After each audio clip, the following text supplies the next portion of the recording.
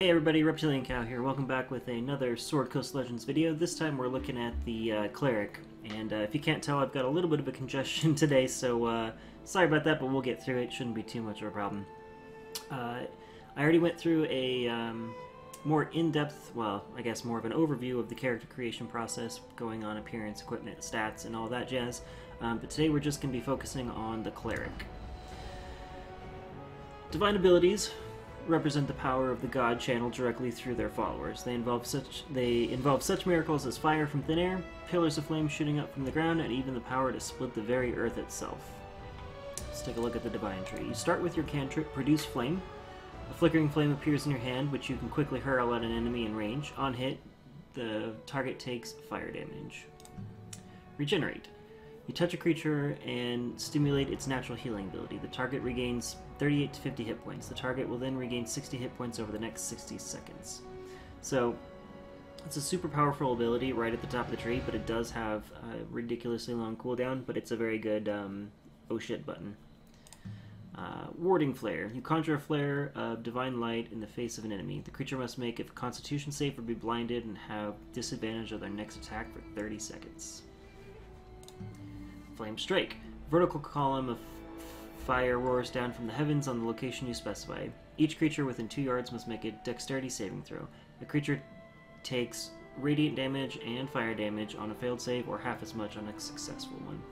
So, no, everybody loves orbital strikes. That's what we get with this one. And that's rank 2. And then Earthquake. You create a seismic disturbance at the point on the ground that you designate. An intense tremor rips through the ground, expanding to 5 yards and lasting for 24 seconds. The ground in the area becomes difficult terrain. Each creature on the ground in the area must make a dexterity saving throw. On a failed throw, the creature is knocked prone and takes 70 to 30 bludgeoning damage. So I don't like that it doesn't do damage until they fail their save. So that's a little interesting, but it does make it harder to walk on, so I guess, you know, the slow is not too bad. The Righteous Champion. Champions who fight in the name of their gods are imbued with a bit of the god's power, enough to strike down their enemies with divine righteousness, and send their foulest of enemies running away in fear. Divine Strike, another cantrip. You infuse your weapon with divine energy as you strike your target. When you hit a creature with this attack, you deal 1d6 radiant damage. Healing Word. Divine Healing washes over your target and you specify, restoring hit points. This spell has no effect on undead or constructs. Spiritual Weapon.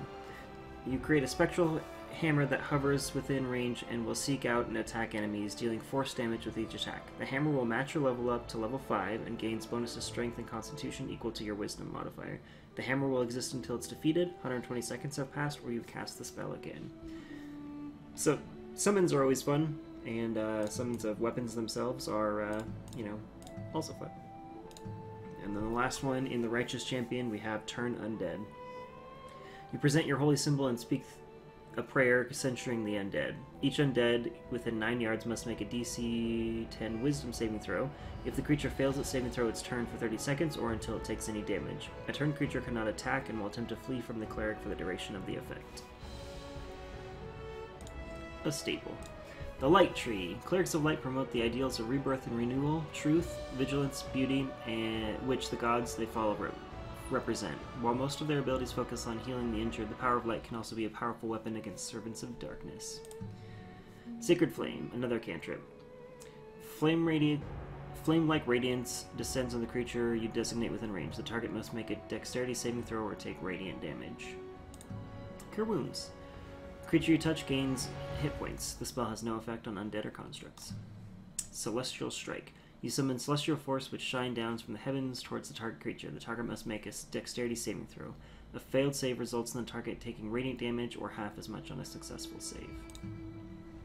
Prayer of Healing.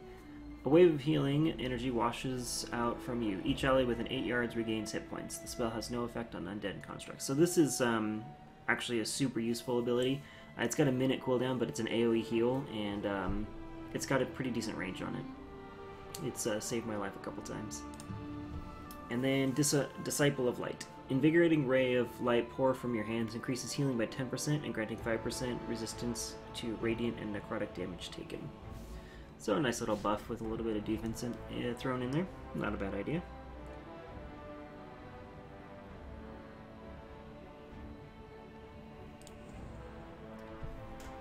And the Life Tree. Chief among the Divine Servant's duties is to grant salvation and aid others. Through a variety of blessing and chance, these heroes can bolster their allies, restore their cursed and injured, and bring hope to those in need of aid.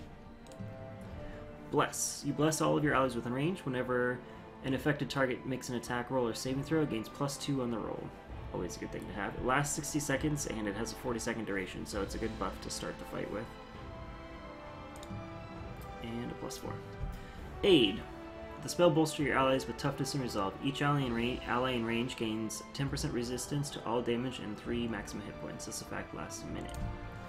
Restoration. The cleanse the target of a single negative effect. Examples of negative effects include damage over time, silences, and ability score reductions. Also paralyzes, so this is definitely a good one to have with your cleric in the party. Beacon of Hope.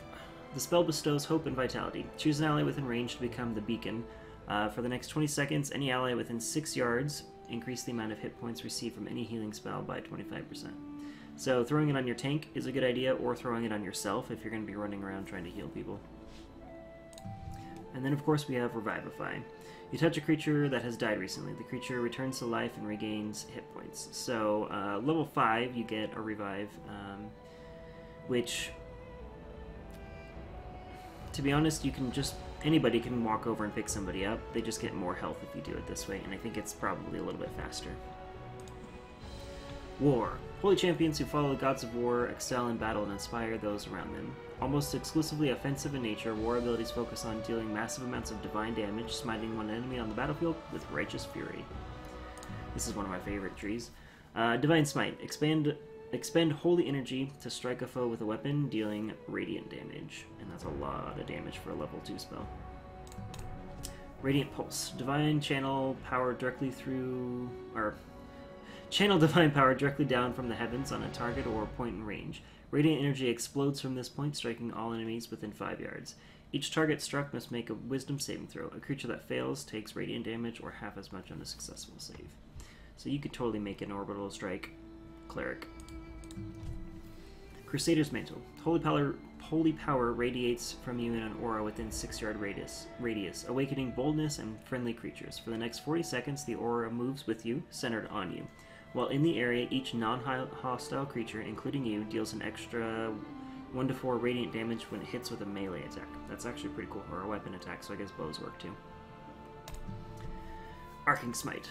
Launch a bolt of wild holy energy to an enemy. On hit, the bolt deals radiant damage and then bounces to another enemy target in range. The bolt will bounce up to 2 times. So, chain lightning, but in holy form. Can't go wrong. Guardian of Faith. You summon the essence of a celestial being into the plane at the point that you designate. Any enemy within 5 yards must make a wisdom saving throw. On a failed save, the creature takes radiant damage, or half as much on success. The Celestial Guard remains in place for 6 seconds. Each enemy still within range must make a new save each round. The Protection Tree. Oh. Regardless of the class, heroes that are of true heart seek above all else to protect and defend their allies from those who cannot fend for themselves. Protection abilities focus on the ability to close quickly with enemies and defend against the strongest of attacks. Shield Bash. Slam a target with your shield, dealing bludgeoning damage and stunning them briefly. Shield Wall. You quickly raise your shield and automatically block all incoming projectiles. Bulwark. You dig deep into their training on defensive stances, becoming a wall of defense. For the duration, you gain 2 AC, 25% all damage resistance, and 2 saving throw, and +5 maximum hit points for 15 seconds. Extended Defensive. So this is a passive aura, which is awesome. You spent your life dedicated to protecting your allies. As a passive ability, all nearby allies gain 1 armor class while they're within 2 yards range of you. And I believe the radius gets larger, and the bonus gets bigger on the last tree. And then, of course, Shield Rush. Charge forward and slam your target with your shield, dealing bludgeoning damage and knocking the target down for 3 seconds. Martial. Whether grizzled veteran or squire in training, most professionals have some degree of martial training. Those who excel in the use of arms, armor, and melee combat are a fearsome force to behold on the battlefield. Martial abilities focus on manipulating the battlefield by weakening one's enemies. And this is the same tree that's shared by basically all the melee classes. So the rogue has it, the cleric has it, the fighter has it, and I'm pretty sure the paladin has it as well. Victorious Surge. Strike a foe with Victorious Fervor, dealing bludgeoning damage. Performing this attack causes you to recover hit points. Impede. You strike a foe and attempt to cripple them, dealing bludgeoning damage and slowing their movement speed by 60% for 30 seconds. You hurl a spear attached to a chain at an enemy. On hit, the target takes 1d8 piercing damage and is pulled towards you. Wounding Blow. A brutal strike that deals bludgeoning damage. For 60 seconds afterwards, the target suffers a 100% penalty to healing from all sources. And Break the Wall. You shatter opponents' defenses with a solid strike, dealing bludgeoning damage and causing them to suffer a penalty to their AC for 60 seconds. And then, of course, skills and proficiencies. Clerics wear medium armor in this game. You can spec for heavy. Costs 2 points to learn it, though, so I wouldn't recommend taking it at level 1. But they also are proficient with simple weapons, all the hammers. Or I guess Mauls and Morningstar's not quite without it, but you get the picture. And one thing that's very important, so Search is based on your Wisdom, and I'm not sure what lockpicking's on, but Clerics actually make very good lockpickers and trap finders based on their Wisdom stats. But anyway, that was a closer look at the Cleric ability tree. Up next, we'll probably do the Paladin. Thank you so much for watching, and I will see you guys next time.